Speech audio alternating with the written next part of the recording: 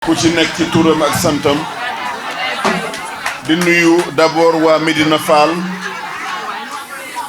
di jégalu lool ci ni ñu guddee fii di leen gërëm ci teewaay bi sama xarit sama rakk di Mamadou Lo ñu koy woowee Guèye Bamba moo ma invité fii tey di nit ku baax di koo xam ne depuis fukki at la ñu xamante fële Côte d'Ivoire à Abidjan mu nekkoon patron wu Caterpillar fële à Abidjan di nekk boroom xam-xam ndax nee nañu nit su la jegee doo ko xam nit su la jegee trop doo xam xam-xamam doo xam dayoom waaye li ma leen bëgg a seedeel mooy Mamadou Lo ku ñu respecté la fii en Afrique ku ñu respecté la chez Caterpillar ku tubaab yi respecté la il faut ngeen xam loolu d'abord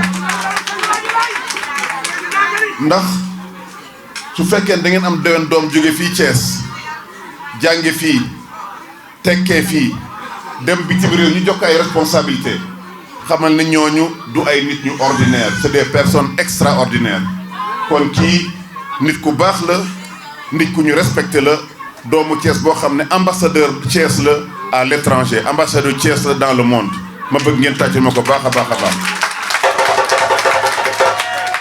di gërëm aussi magam yi mu àndal muy ki nga xam ne mooy Mouhamadou Lo nga xam ne jaar nañ fa tey Amadou Bakhoum aussi madame Ouleye Ndiaye maa ngi koy nuyu Cheikh Lo ak Cheikh Diop Lo ñoom ñëpp maa ngi leen nuyu foofu yëpp jaar nañ fa tey di nuyu aussi sëñ Modou Guèye Lo ak seen mbokk ak seen njaboot ñoom ñëpp ñu ngi leen di nuyu di gërëm aussi sëñ Moustapha Habib Lo le xalif de Mame Baye Lo fa laa jóge léegi mu ñaanal ñu nuyu Serigne Cheikh Mamadou Moustapha Fall au quartier Cheikh Ibra Fall xalif de Baye Fall maa ngi koy nuyu également ndax dëkk soo fay ñëw da ngay jaar ci bunt bi tey nag damaa kontaan ci yéen ndax teeru bi rafet na jigéen ñi taxaw wax ji rafet na les jeunes également dégg naa leen gis naa teeru bi kontaan naa ci yéen trop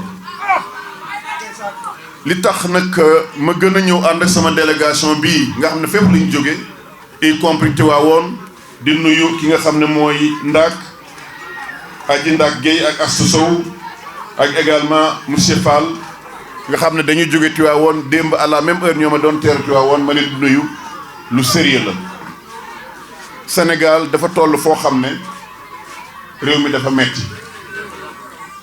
foog naa du am semaine nga déglu télé ne dégg dafa dégg da nga dégg ne am na téeméeri xale yi des ci géej gi Fass Boye Guet Ndar Mbour Île du Saloum Joal tous les jours mu am ay xale yii ne dañuy dem tugal jël ay gaal des ci géej gi seen yaay ñàkk seen papa ñàkk Sénégal ñàkk loolu la ñu war a d'abord jàngat lu ko waral d'abord mooy ñàkk liggéey li ko waral mooy dem ba war a tekki nga jàkkaarloog sa papa jàkkaarloog sa yaay war leen jox dépense war leen tabaxal kër te doo ko mën nekk xale am ñaar fukki at ak juróom war a jël soxna war a remplacer sa papa bi retraité doo ko mën te comme Sénégal dañoo am jom day loolu de doo ko mën a muñ nga dal dina lii kët comme aw ma liggéey à Dakar mënuma am liggéey à Thiès mënuma am liggéey à Kaolack pendant 12 ans kenn mënta am liggéey loolu mooy waral xale dem à l'étranger di dee ci géej gi loolu nag laa bëgg a arrêté loolu laa bëgg a fexe loolu moo war a dàkk Sénégal te loolu il y a 10 ans ci ginnaaw fukki at ci ginnaaw à Sandiara loolu moo fa amoon fukki at ci ginnaaw Sandiara amuloon liggéeyukaay jigéen ñi amuñu woon beneen possibilité à part dem Mbour wala nga dem Dakar xale yi amuñu woon beneen possibilité à part dem Nooraani à Dakar ci laa ñëw au Sénégal d'abord tabax école may ko la communauté 850 millions tabax lycée may ko état Sénégal may ko waa Sandiara loolu laa jëkk a def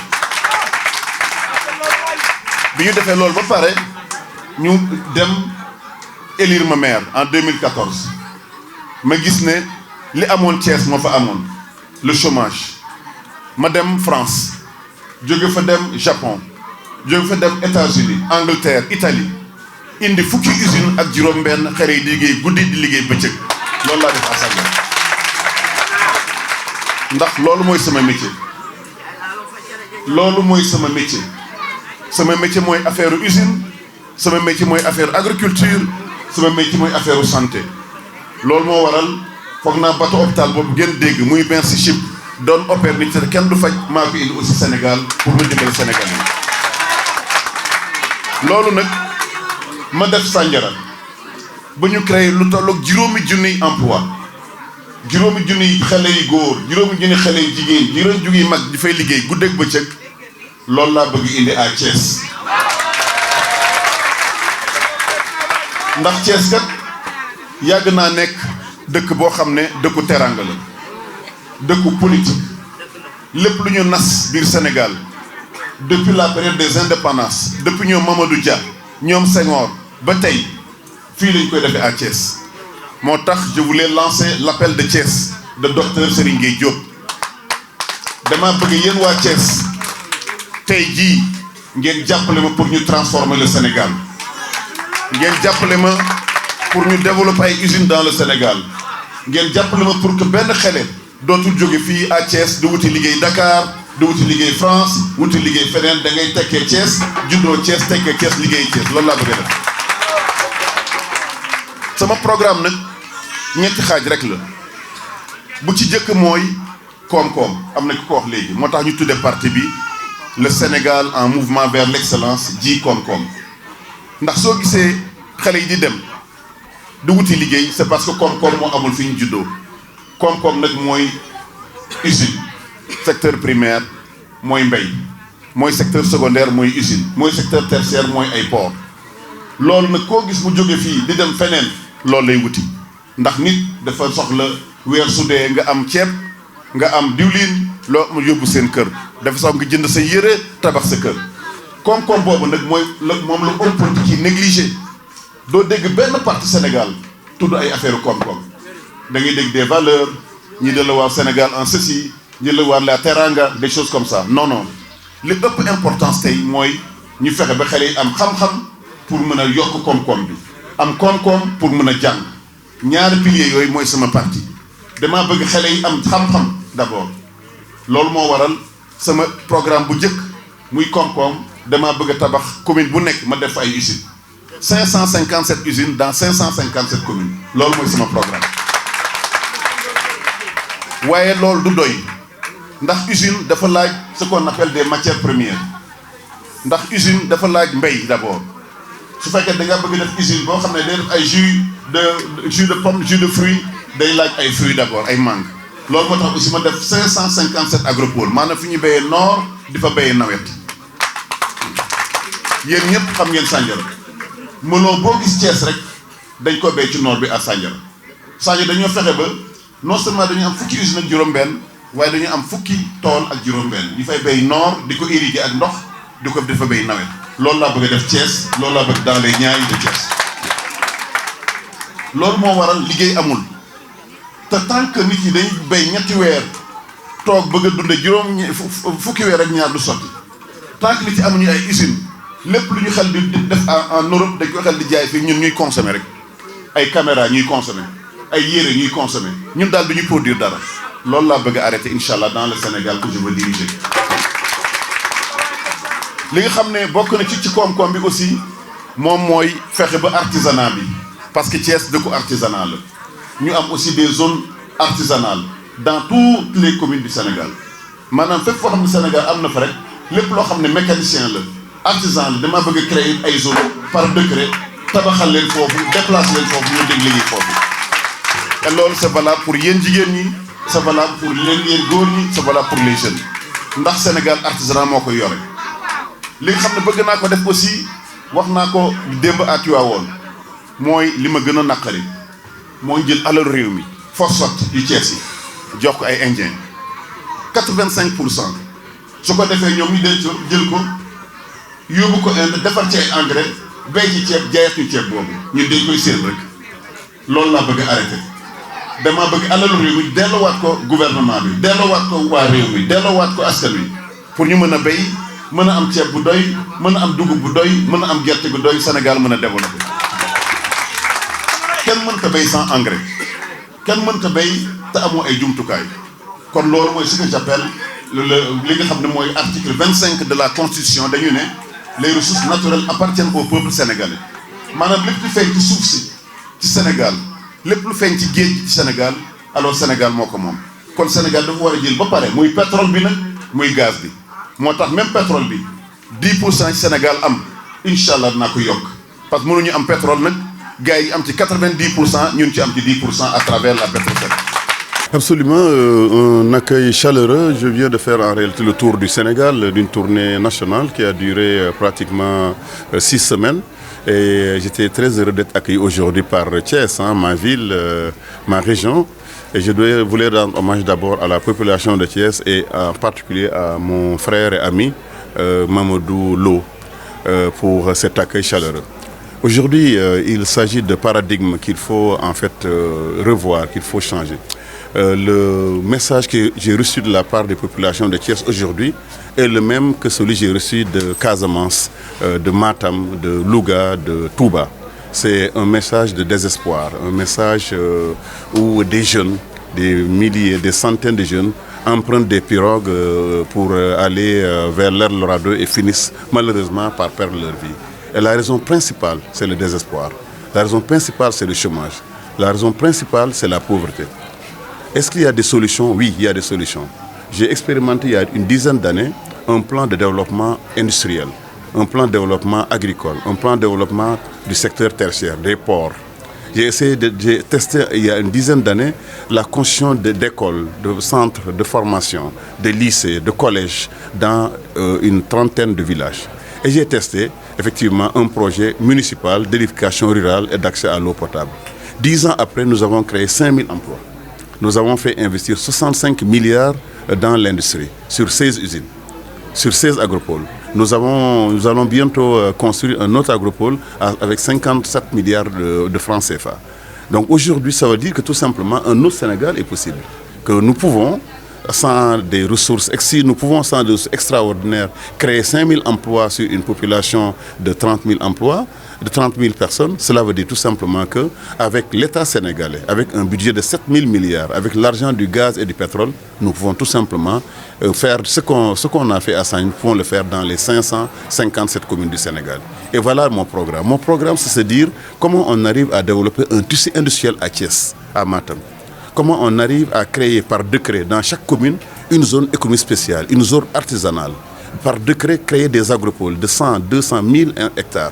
Comment on arrive à nous dire, prenons les 100 produits les plus importés au Sénégal et produisons-les dans nos propres usines. Comme l'a fait la Chine, comme l'a fait l'Inde, comme l'ont fait beaucoup d'autres pays dans le monde. Mon programme, c'est de dire comment on arrive à reprendre les ressources naturelles, le phosphate, les licences de pêche que nous donnons aux autres, l'or de Sabadola. Comment nous arrivons à refaire en sorte que le Sénégal puisse en bénéficier davantage? Que va-t-on faire de l'argent, du gaz et du pétrole? Allons-nous le laisser aux autres ou allons-nous l'utiliser pour développer le Sénégal, créer des emplois, créer des usines? Donc mon programme, c'est également le Sénégal des valeurs. Comment on arrive à éviter justement ces détournements de deniers publics, 1000 milliards de Covid. Ce n'est pas tout à fait normal. Donc c'est ce genre de projet que j'aimerais justement apporter au Sénégal. Refaire un peu le système éducatif sénégalais qui souffre aujourd'hui, on l'a vu bien, des Master 2 en chômage. Est-ce qu'il ne faudrait pas reprendre ce système pour mettre en avant 50% des jeunes devraient aller peut-être vers la formation professionnelle. Arrêter de faire cet enseignement général qui conduit tout justement au chômage. Qu'est-ce qu'on doit faire pour augmenter l'enseignement scientifique dans notre pays? Qu'est-ce qu'on doit faire pour augmenter ce qu'on appelle les instituts universitaires de technologie dans les régions du Sénégal? Voilà un peu une nouvelle façon de réfléchir, une nouvelle démarche. Mais ça ne va pas s'arrêter là. Il faut aussi réformer nos institutions telles que les mairies. Comment fait-il que l'ensemble des mairies du Sénégal, des communes 557, reçoivent que 57 milliards sur 7 000 milliards, c'est-à-dire moins de 0,5% du budget de l'État?